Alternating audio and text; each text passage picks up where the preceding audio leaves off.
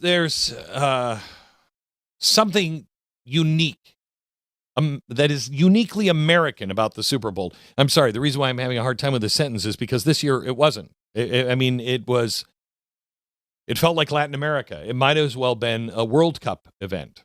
But Super Bowl, generally speaking, is a very American experience. And winning the Super Bowl, you're on the Wheaties box. Most of those players have come from nothing. And they train their entire life. They sacrifice their body for the rest of their lives. You win the Super Bowl. And if you win the Super Bowl in California, then they send you a bill that says, you lose. Because the Super Bowl was played in California, that means California gets to tax the income earned in that game. This is going to blow your mind. Now, most people would go, okay, fair enough. Whatever. But that's not what California does, because that's not enough money. California reaches backward months into the past, and they claim the right to tax a slice of your entire season's salary based on how many duty days you spent in the state. Okay? So every day you're in the state, they reach back. So they're not just taxing the bonus. They're not just taxing the game check. They're taxing you the entire year. So if you earn $178,000 for the Super Bowl, okay, that's what you get if you won, $178,000. You end up owing the state more than that in taxes. How can you lose money winning the Super Bowl? Well, California's found a way to do it. They are just, dumb as a box of rocks. Do you think the players don't have anything to say about where the Super Bowl is played? Yeah, you've got the whole front office, but if all the players are like, you know what, I'm not playing in California anymore, that's ridiculous. Don't put the Super Bowl there. Now, the players don't choose the venue. They don't negotiate the location. They didn't vote on California tax law. They just showed up to work. California calls this a jock tax. But California takes it further than anyone. If I work in New York City, I have to pay taxes to New York City and state for every day I broadcast from New York. Oh, and they check. But I have to pay just the day that I'm working, and if I'm working there and broadcasting there, then I pay that. And in California, they're giving you the highest marginal rate in the country. It's over 13%, and they're thinking about raising it. So I'm not asking you to cry for the millionaire quarterback. That's not the point. The point is the precedent that this is set. No. I'll get to the precedent in a second. The point is, how stupid is California? You are driving everyone with money away. You would tax people, tax them. But you're taking away more than what they won by going? That's nuts. Precedent. When a government decides it can tax income earned elsewhere, just because you happen to pass through, you're not taxing activity. You're taxing existence. That doesn't work out well. Back in the 1970s, it was part of Cloward and Piven. If you don't know who those are, well, soon you'll be able to find out with Glenn AI. But they're these crazy Marxist professors that they had this theory, hey, let's overwhelm the system and collapse the system, and then we can have a beautiful Marxist one. Well, that's what they did. They didn't get the Marxism, but they collapsed New York in the 1970s because they had high taxes, aggressive enforcement. You owe us because you were here. What followed in the 1970s? Capital flight, businesses leaving, a hollowed out tax base. Why do you think Rush Limbaugh left?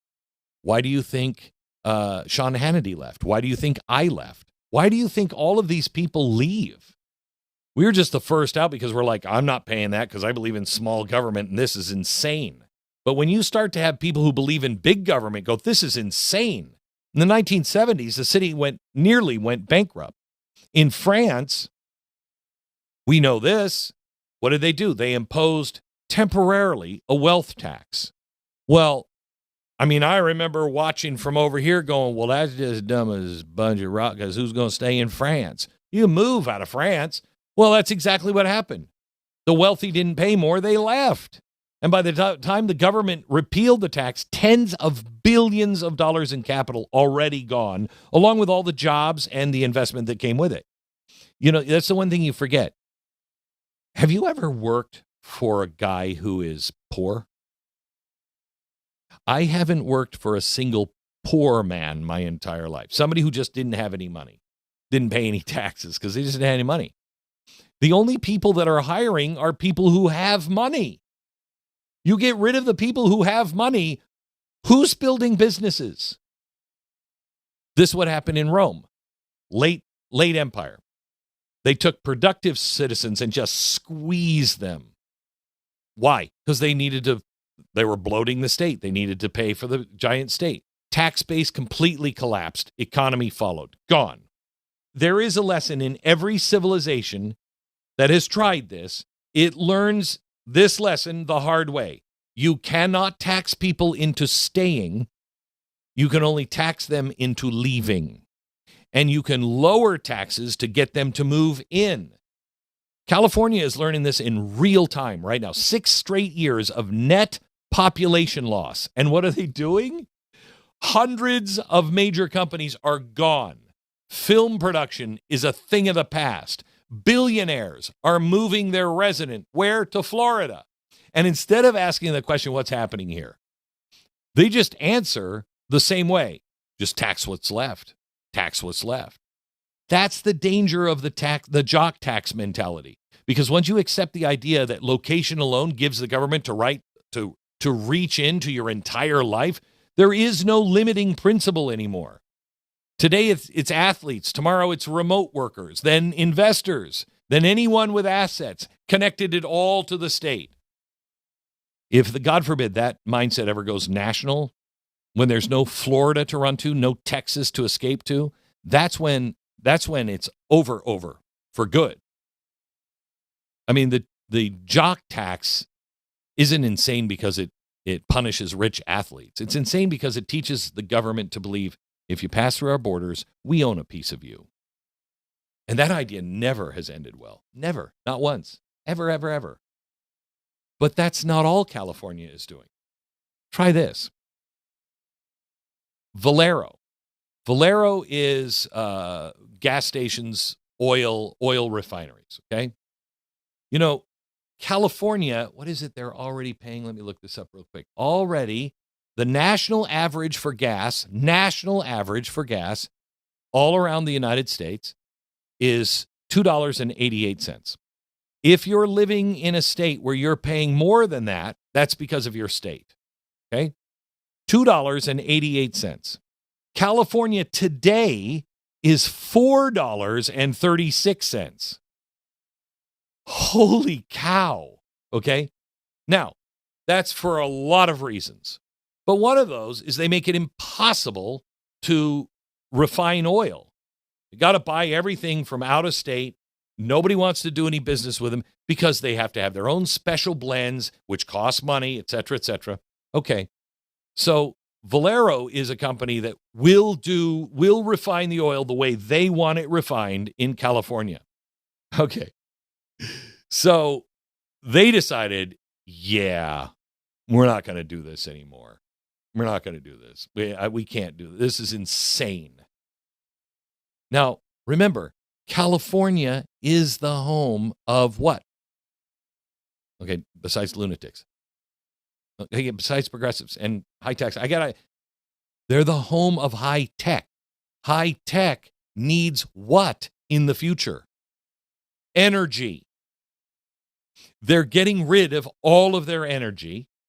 Now they're getting rid of their pipelines. They're getting rid of the one of the only refineries, okay, 145,000 barrels per day. They were going to leave in April. They've just said, you know what, we can't take it anymore. We're out. We're just going to close it down. Close it down. They're walking away from like $1 billion asset because they can't take California anymore. They think that gas in California, once this is in effect, They believe gas will go up another $1 to $1.50 because of this one refinery. And Gavin Newsom, you know what they did? Well, that's why we're going to have electric cars. Okay. What are you producing the electricity on? Because you won't do coal. What are you producing it on? Sunshine, and your tan is real. This is ridiculous. This is ridiculous. So now, because, and I told you this would happen, because they convinced everybody to get an electric car, they're having an energy crisis. But also, what have they decided to do? They've decided because you have an electric car, you're no longer paying that gasoline tax. So they've just passed a bill where you have to pay by the mile. You have to pay a tax, a mileage tax. Okay? Told you that would happen. No, it won't. No. We're getting rid of the gas tax. Where are they going to? They have no money. They have to have the money. They'll tax anything. If they can tax rain, they will. They will. I hate to even say that because you watch. They will tax rain because they have to have the money. There are 5 cities now in the U.S., and I swear to you, if the federal government decides to bail these states and these cities out by using my federal tax dollar, I am going to hemorrhage out of my eyes. I mean, it will be like I have an artery just behind my eyes that's just I'd bleed out in 2 minutes. I won't be able to take the federal government saying, we have to bail out Los Angeles over my dead body, over my freaking dead body. Not going to do it. I don't care. I won't pay my taxes. I won't. You're going to bail out Los Angeles? No, we're not. They did this. We've warned them forever. It's why I lived in Texas and why I lived in Florida and not in California. Okay? I gave up the beautiful California weather to get beautiful Florida weather by the water, but with 100% humidity. I gave that. I'll accept that over the taxes because they're insane and they'll never stop. You want me to bail them out? No, I won't do that. What do all these cities have in common? Los Angeles, Houston, Philadelphia, Chicago, and New York City. Those are the cities that are going to need a bailout soon because they can't do it anymore. New York City, the residents there have the highest tax burden of $61,700. Chicago, $42,600. Philadelphia, $17,000. Houston, $4,800. Los Angeles, $1,300. Los Angeles seems like a dream come true. New York City has a tax burden for every resident of $61,700. You're insane if you think that's going to work. And you know what? They've just hired a mayor who's insane. And California, Los Angeles, is about to do it again. Somebody who is more progressive than the woman who's making out with Karl Marx and Fidel Castro, while the fires are burning out of control. I got my tongue down Karl Marx's throat right now. I can't fight that. Somebody who's like, yeah, I agree with her on a lot of stuff, but she doesn't go far enough. Another Marxist is running, and I bet you they hire her. I bet you they vote her in. Oh, good luck. Don't come to my door and ask me for a dime. Unless you have Girl Scout cookies, I might buy a Girl Scout cookie. But other than that, no. Thank you for thinking for yourself and being part of a movement, because that's really what all of this is. If you want the full story, you want to go deeper, go to blazetv.com/Glenn. Go there right now, sign up, no interruptions, just the truth, uncensored and unfiltered. Don't just watch, take a stand. And I'll see you over there in a minute.